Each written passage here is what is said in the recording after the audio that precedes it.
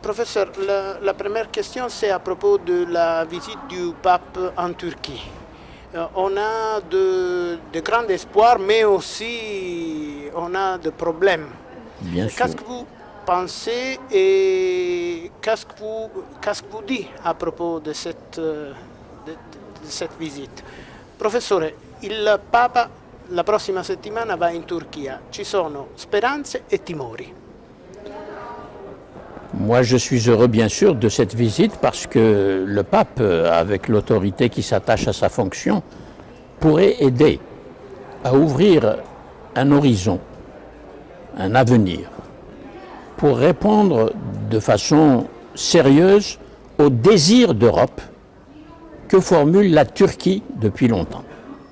Parce que la Turquie a fait une expérience de la laïcité, une expérience brutale de la laïcité, mais tout de même qui a laissé des traces importantes en Turquie.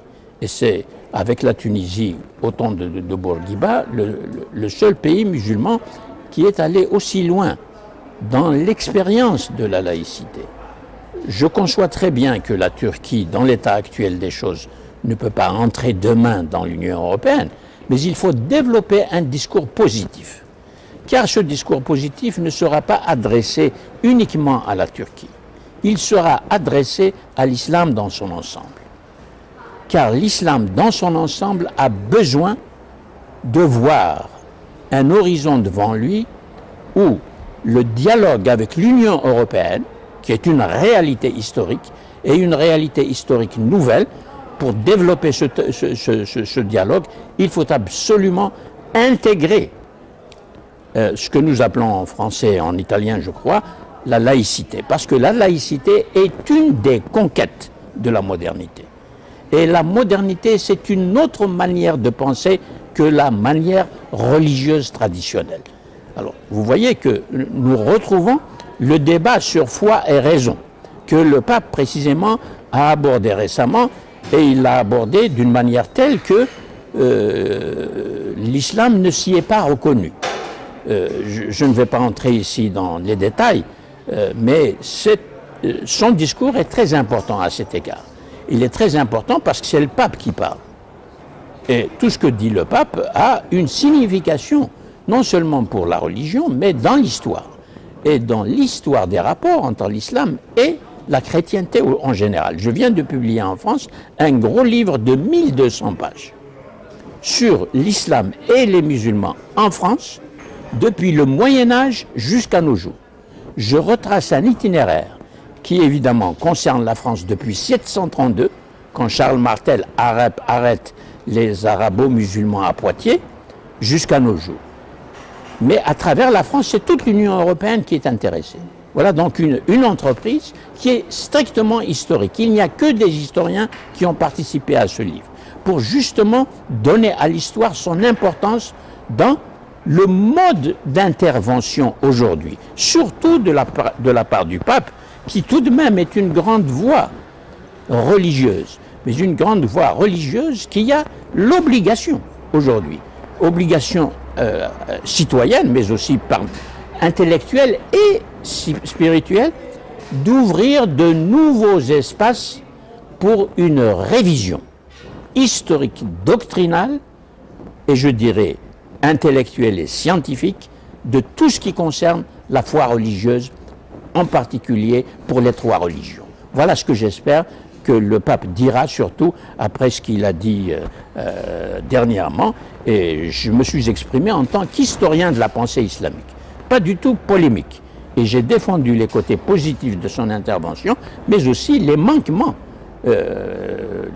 pas des manquements diplomatiques, mais des manquements, par exemple, à l'utilisation d'une citation qui est une citation polémique dans la bouche de l'empereur Manuel II le Byzantin.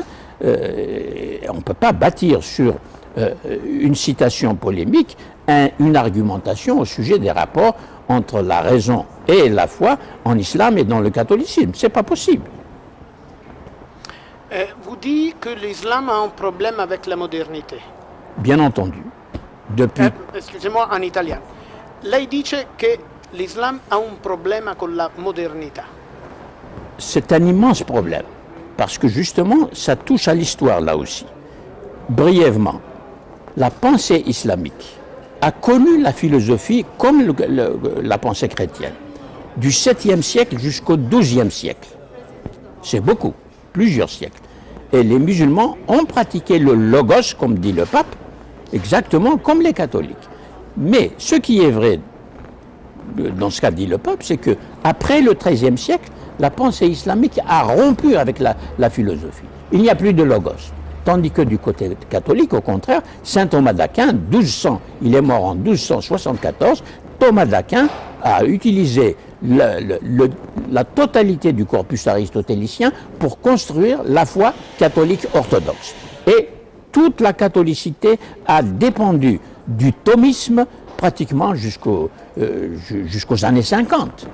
Jusqu'aux années 50. Il a marqué, par conséquent, effectivement, comme il l'a dit, l'histoire de la foi catholique. Tandis que l'islam a rompu avec ça au XIIIe siècle. Et ça, c'est grave.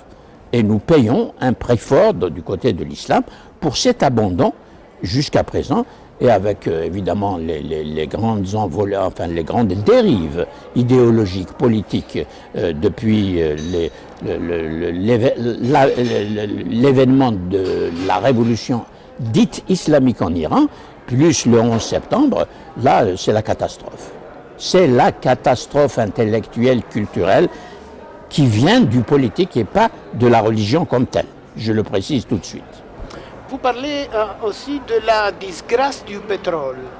Et là, il parle anche de la disgrazia del pétrole. Mais bien sûr, mais ça, là, c'est pas le pétrole, bien sûr. Ce sont les usagers de ce pétrole. Comment les États pétroliers des pays qui ont du pétrole, comment ont-ils utilisé la manne, comme on l'appelle, comme on dit la manne qui descend du ciel, la manne du pétrole, comment l'ont-ils utilisé pour émanciper les peuples, pour délivrer les sociétés de leur misère et de leur retard sur beaucoup de plans, en particulier culturels. C'est cela la grosse question. Donc c'est une question politique là encore. On revient à la culture politique moderne. Les États pétroliers ne se sont pas justement intéressés à l'acquisition pour eux-mêmes en tant que responsables de l'État, la culture moderne pour engager les peuples dans une démocratie, l'installation d'une démocratie moderne et totale. Eh bien, ils ne l'ont pas fait. Donc, le pétrole est devenu une malédiction. C'est une malédiction. Parce que l'Occident, qui a absolument besoin de pétrole, est intervenu dans tous les États pétroliers pour imposer par des moyens divers une politique qui a abouti à la tragédie que nous vivons, l'Irak et d'autres lieux que je ne nommerai pas parce que c'est une question politique extrêmement brûlante. Et brûlante depuis qu'il y a le pétrole. L'histoire a commencé avec le pétrole en Arabie Saoudite dans les années 30. C'est une longue histoire et une histoire tragique. Liban, Irak, Somalie. Oh mon Dieu. Où est-ce qu'on peut trouver un peu d'espoir? Professore, Libano, Iraq, Somalia, ma anche un po' la Palestina, il Medio Oriente. Ma dove si trovano elementi di speranza? Comme nous n'avons pas le temps, hélas, je répondrai d'une manière abrupte. Oui. Un des effets les plus pervers de la modernité dont je viens de dire beaucoup de bien, c'est qu'elle a répandu à travers le monde ce que j'appelle une violence systémique. Systémique, ça veut dire que les forces qui mènent à la violence sont tellement imbriquées l'une dans l'autre qu'il n'est pas possible de sortir de la violence systémique tant qu'elle n'est pas brisée à partir de l'Occident qui en est la source.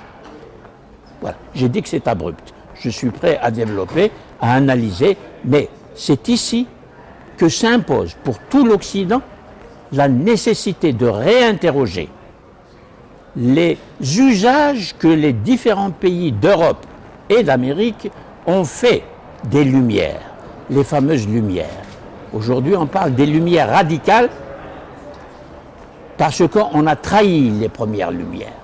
On veut revenir en lumière, mais sous bénéfice d'inventaire. Et en particulier en analysant le phénomène de la violence systémique qui a été introduite dans toutes les sociétés du monde, toutes sans exception. C'est pour cela qu'elle est systémique à l'échelle mondiale.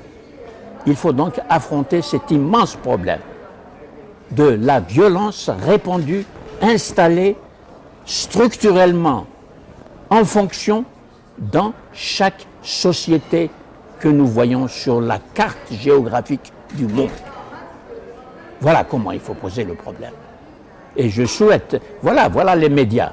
Je lance un appel partout, dans toute l'Europe et dans tout le monde musulman, aux médias, pour donner du temps pour expliquer cela. Nous avons des chercheurs, des penseurs, des engagés dans la cité, qui peuvent expliquer cette chose-là sur le plan intellectuel, sur le plan scientifique, sur le plan spirituel, qui n'a rien à voir avec la politique politicienne et la politique idéologique, qui nous mange et nous dévore, et l'idéologie et l'usage idéologique de la modernité, c'est cela, une des grandes sources de la violence systémique.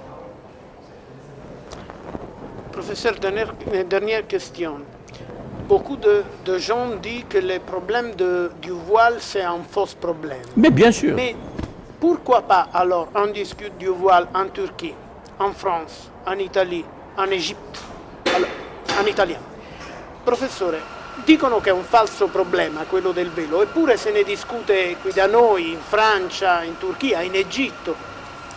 La question du voile, comme la question des versets sataniques, la question des caricatures, la question du discours du pape, toutes ces questions-là relèvent de ce que j'appelle les ignorances institutionnalisées. L'institution scolaire répand et diffuse par l'institution scolaire de l'ignorance. En quoi faisant? En refusant d'enseigner les origines de ces problèmes, qui sont dans nos têtes, mais on ne donne pas aux citoyens les outils intellectuels nécessaires pour comprendre les rôles multiples que joue le voile. Ce sont des rôles multiples et qui sont tous des rôles idéologiques et politiques et n'ont rien à voir avec la religion. Nous sommes dans une confusion totale, un désordre sémantique que l'école ne corrige pas. Et l'école, c'est une institution de toutes les républiques, de tous les États. Voilà pourquoi nous vivons dans des ignorances institutionnalisées, j'y insiste. Et là encore, il nous faut 2 heures à la télévision pour expliquer à toute l'Europe, terre où a émergé cette modernité des Lumières qui nous a délivrés et qui nous enfonce. Oui, les Lumières sont utilisées de telle sorte qu'elles nous enfoncent dans une nouvelle obscurité. Oui, j'utilise cette métaphore, j'inverse la métaphore. Les Lumières deviennent une obscurité accompagnée des tragédies humaines que nous entendons chaque jour. C'est terrible de vivre la guerre d'Irak comme nous sommes en train de la vivre sans que qui que ce soit ait la possibilité d'arrêter cette immense tragédie. Et cette immense tragédie est liée à la modernité. Voilà ma thèse. Et je suis prêt à la défendre devant tous les penseurs d'Europe. Merci, merci beaucoup, professeur. Le temps pour vous demander une chose. Comme je dis, je suis étudiant à le dernier an de spécialisation des études islamiques, un professeur là-bas. Et je voudrais vous demander s'il est possible de considérer de venir une fois à Naples pour une grande leçon. OK? Oui, ça m'est arrivé. Ah, oui? J'étais à Naples. J'ai laissé mon passeport dans l'hôtel, dans ma valise. On me l'a volé. Ah oui. Et j'ai eu tous les faveurs aussi. Oui. Cette belle improvisation que m'inspire ma présence en Italie, c'est parce que c'est l'Italie. Ça me. S'il vous plaît, vous me donnez une copie avant de la couper. Si vous me donnez une adresse, je vous envoie la cassette. Oui. Après, je prends. Oui. Oui, bien sûr, la totalité de l'administration.